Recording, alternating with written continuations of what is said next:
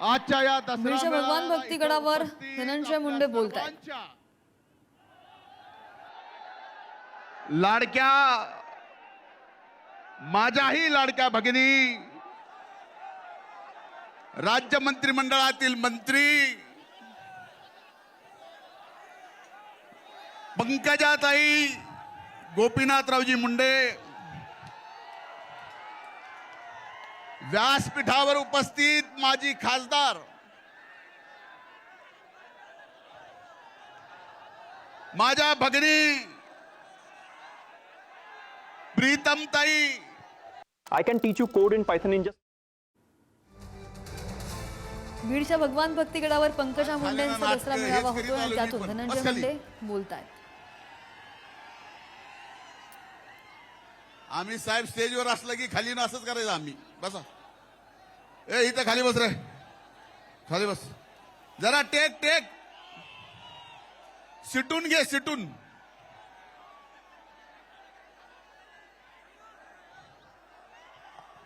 व्यासपीठावर उपस्थित आदरणीय जानकर साहेब, व्यासपीठावर उपस्थित सर्व मान्यवरांची नावं घेता येतील. आपण बराच वेळ झाला इथं अगोदरपासून पोहोचलात. आम्हालाही इथं यायला अर्धा तास वेळ गेला. ताईंनी त्यांच्या भाषणामध्ये या गोष्टीचा उल्लेख करावा की आजपर्यंत स्वर्गीय मुंडे साहेबांचा या विजयादशमीच्या दसरा मेळाव्याचा अभूतपूर्व मेळावा जर कुठला असेल तर तो आजचा आहे. आणि आज इथं उपस्थित दसरा मेळाव्याला आलेल्या सर्वांना मी नतमस्तक होऊन दंडवत घालतो की आपण एवढं प्रेम मुंडे कुटुंबावर, पंकजा ताईवर या ठिकाणी दाखवता.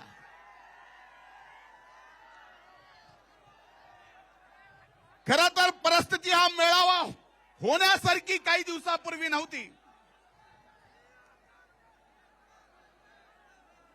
अभूतपूर्व पाऊस आला, अतिवृष्टी आली, पूर आला, गोदावरीत आला, मांजरात आला, सिंधफणात आला.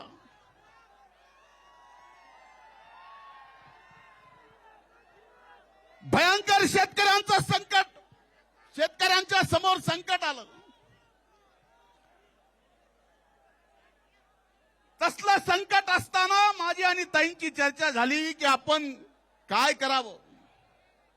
पण ताईंनी निर्णय घेतला, काही जरी झालं तर या दसऱ्याची परंपरा मोडायची नाही. मी ताई आपले मनापासून अभिनंदन, आभार मानतो. आज शेतकरी अडचणीत आहे. इथं आलेला प्रत्येक जण शेतकरी आहे, शेतमजूर आहे. आज अभूतपूर्व नुकसान झालंय मान्य करतो. आज मी मंत्रिमंडळात नाही, फक्त आमदार आहे.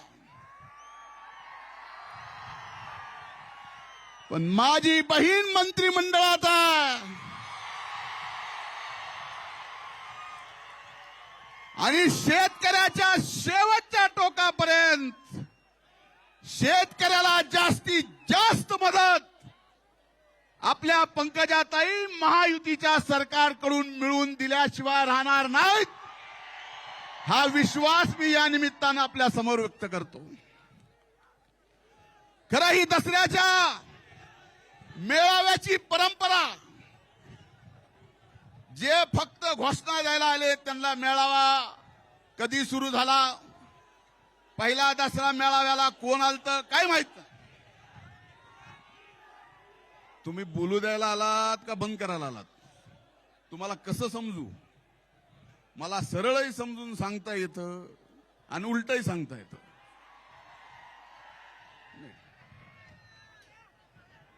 भगवानगडाचं उद्घाटन स्वर्गीय यशवंतराव चव्हाण साहेबांनी मुख्यमंत्री असताना केलं. दसऱ्याच्या दिवशी, त्या दिवसापासून दसऱ्याच्या या मेळाव्याची परंपरा आहे.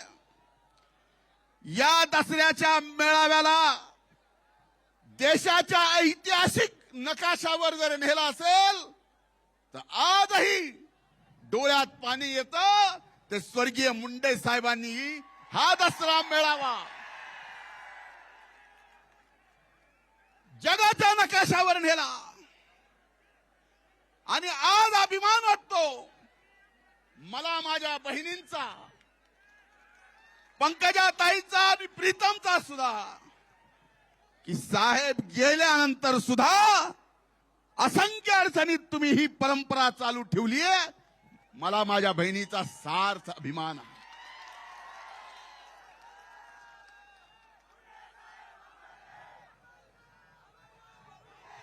आम्ही लहान होतो.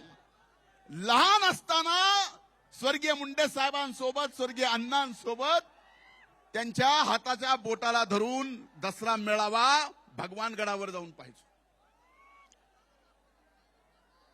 हा दसरा मेळावा साहेब नेहमी सांगत की ही विचाराची देवाणघेवाण आहे. मी देवाणघेवाण बघत असताना पुढे आलो, परत मागं बघितलं, पुढे आलो, परत मागं बघितलं. मग मागच्या दसऱ्याला मी होतो. मागच्या दसऱ्याला मी होतो, त्यातले अनेक जण मागं दिसनात. म्हणलं कामून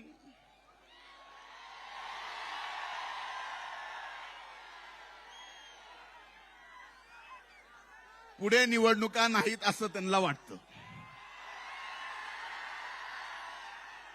पण एक लक्षात घ्या,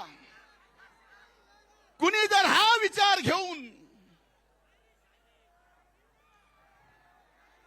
संबंध इथं आलेला प्रत्येक जाती पाती धर्मातला बाबांचा भक्त, स्वर्गीय मुंडे साहेबांचा अनुयायी, या सगळ्याला संपवायला कोण जर निघाला असेल तर त्याला कधी 10 जन्म सुद्धा संपवता येणार नाही. काही जण म्हणले स्वर्गीय मुंडे साहेबांचं आता सगळं संपलं. माझं आपल्याला एवढं सांगणं, अनेक जणांना हे ऐकायचंय, कारण मी बरेच दिवस झालं ताई बोललोच नाही. मैंने सोचा कि इस सफर में खामोश रहना ही ठीक है, ना कुछ करते हुए बिना वजह गालियां खाइए. पण आज आपल्याला सांगतो, मी विद्यार्थी चळवळीपासून ज्या ज्या वेळेस ज्या ज्या जातीच्या आरक्षणाचा मुद्दा आला त्या वेळेस त्या प्रत्येक जातीच्या आरक्षणासाठी भांडणारा मी एक कार्यकर्ता आहे. आणि हे तुमच्यापासलं लपलेलं नाही आहे.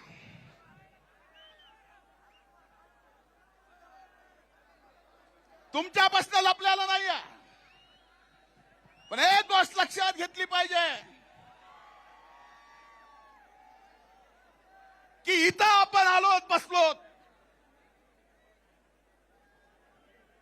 मराठा समाजाला आरक्षण दिलंय, आम्हाला आनंद आहे, कारण त्या मराठा आरक्षणाच्या चळवळीत सुद्धा आम्ही होतो.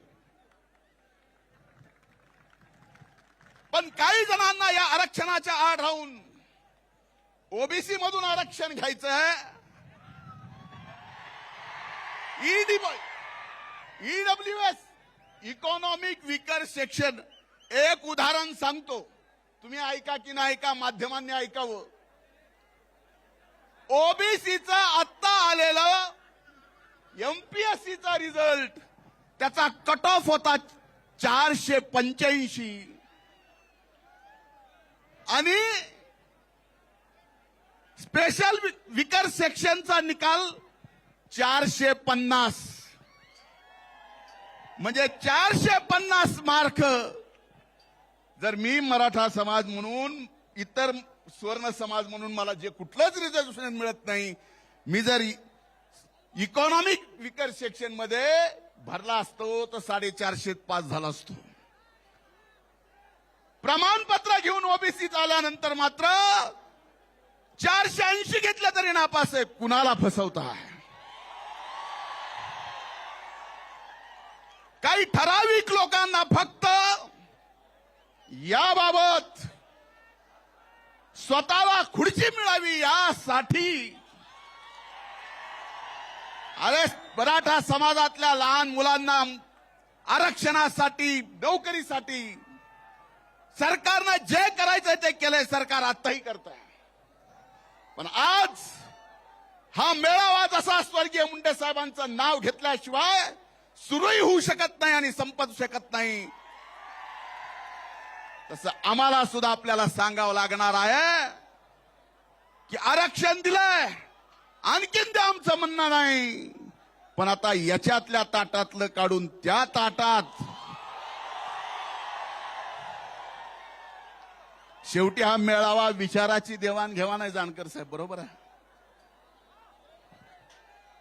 एक गोष्ट लक्षात घ्या, मी मागच्या 250 दिवसात माझ्या बहिणीला माहिती आहे, माझी बहीण तासन तास माझ्याजवळ येऊन बसत होती. अशी वाईट मानसिकता माझी झाली होती. मला आधार देत होती त्या काळात, ज्या काळात ही सर्व माध्यमं माझ्या विरोधात मीडिया ट्रायल चालवत होते.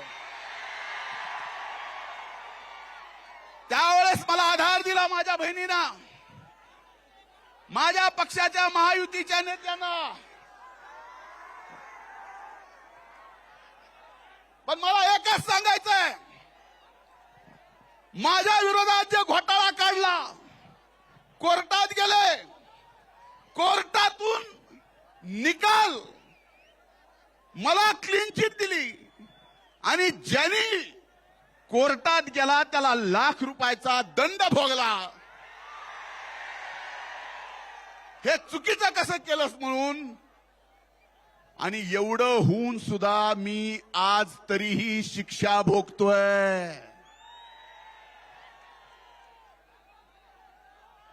हे लक्षात घ्या.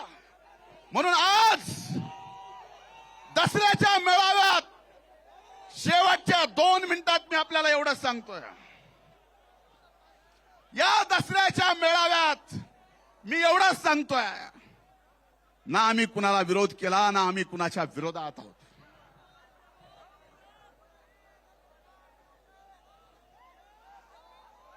हा अध्यात्माशी आणि शिक्षणाशी जुडला गेलेला समाज आहे. म्हणून माझी आपल्याला सगळ्यांना विनंती आहे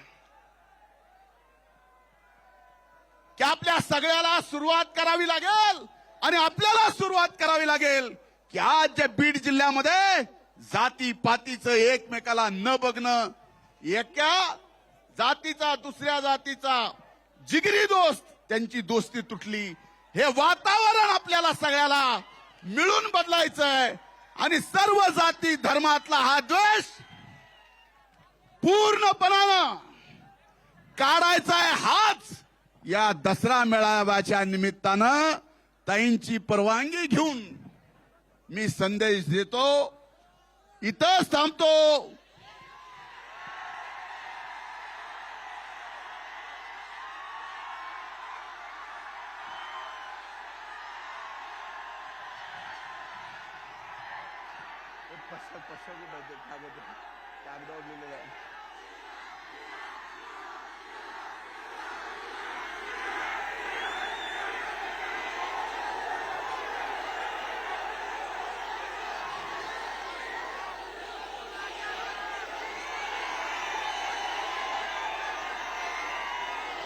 आग तो लगी थी घर में, आग तो लगी थी घर में, दोस्त ने आके पूछा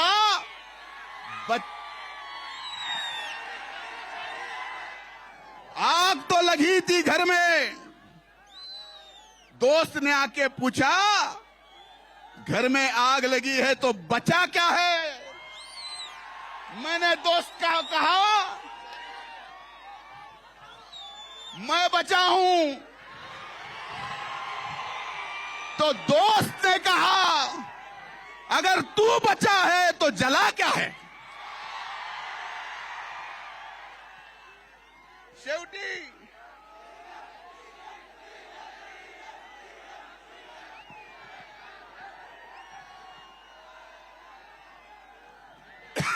हर मुश्किल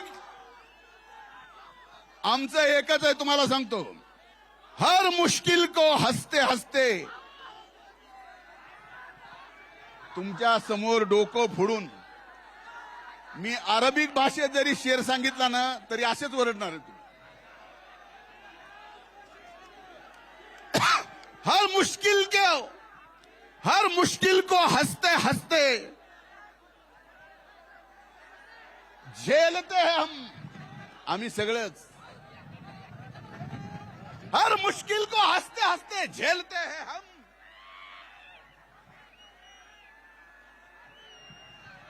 हम आंधियों में भी चिराग जलाते चलते हैं.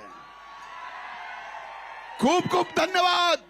संत भगवान बाबांचा, राष्ट्रसंत भगवान बाबांचा अमर रहे, अमर रहे, अमर रहे, अमर रहे. राष्ट्रसंत भगवान बाबाचा. एकच आनंदाची गोष्ट या ठिकाणी सांगतोय, अनेक दशक मुंडे साहेब असल्यापासून भगवानगडाला 10 एकर जागा वन विभागाची लागणार होती. ताईंच्या प्रयत्नातून, माझ्या पाठपुराव्यातून, केंद्रातून आदरणीय मोदी साहेबांनी, अमित भाई शहा साहेबांनी, भूपेंद्र साहेबांनी, या राज्याचे मुख्यमंत्री देवेंद्र फडणवीसांनी, उपमुख्यमंत्री अजितदादांनी, एकनाथ शिंदे साहेबांनी, सर्वांनी प्रयत्न केले आणि दसऱ्या दिवशी ती जागा भगवानगडाला 10 एकर मिळालेली आहे. आपल्या सर्वांच्या वतीनं मी ताईंचे, म्हणजे सरकारमध्येच म्हणून, आणि केंद्र सरकारचे सर्वांचे मनापासून आभार मानतो. खूप खूप धन्यवाद. जय हिंद, जय महाराष्ट्र, जय भगवान.